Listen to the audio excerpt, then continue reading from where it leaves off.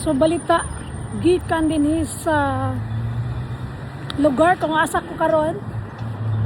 Gikan na tanan ni Odto sa McDonald, no. So okay man ang panahon, adunay mga pipila ka mga salakyan nga nag-agi-agi gihapon mga taxi, no, sa kalsada as normal. So normal ra ang kinabuhi dire. Naagihapoy mga nanrabaho, nag-open sa mga restaurants, mga delivery rider, noon.com, mga talabat, mga halos tanan. Kining mga nagparking diri nga mga salakyan, nagtrabaho ni anang Dubai Holdings nga nasa akong likod, no? So back to normal na tanan ang mga trabaho except sa amua.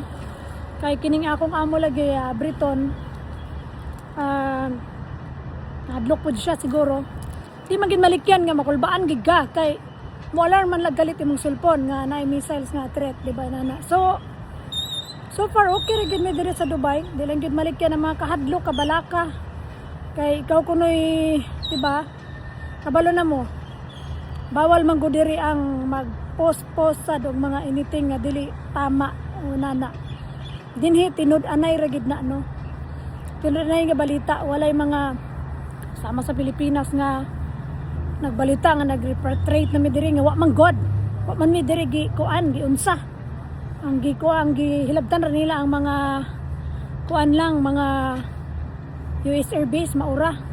Construction gay diri sa mga silingan ongoing gani, oh, way unong-hunong. Pero ako so karatong Sabado hantod karon pa ko kagawas, manang di kay ko kalakaw. Pero wala na sana yang akong tuhod, no. Pero dapat siguro ni sa kakulba nga mulakaw na ko ganina apan ni alarm na pod. So magsigir ang alarm mao na nga mahadlok po din taon ta. Isa man po tayo di mahadlok, no.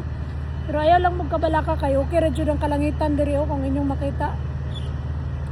Okay ra gid kay siya. Pag diri nang udto first time to na ako nakadungog nga naay missile threat diri nga gi-send sa moa. Pero okay ra man. Ning message ra pud sila nga okay ra.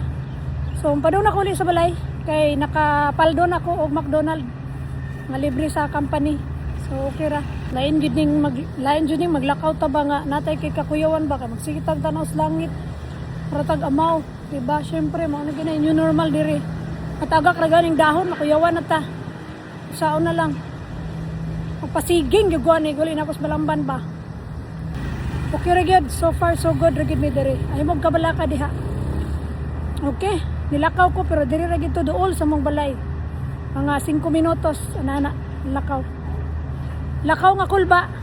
Apan Ginoo magauban ka namong tanan dining dapita. Mo kauli ra gyud gyapon mi nga safe ani. Maura to, love mama chup chup.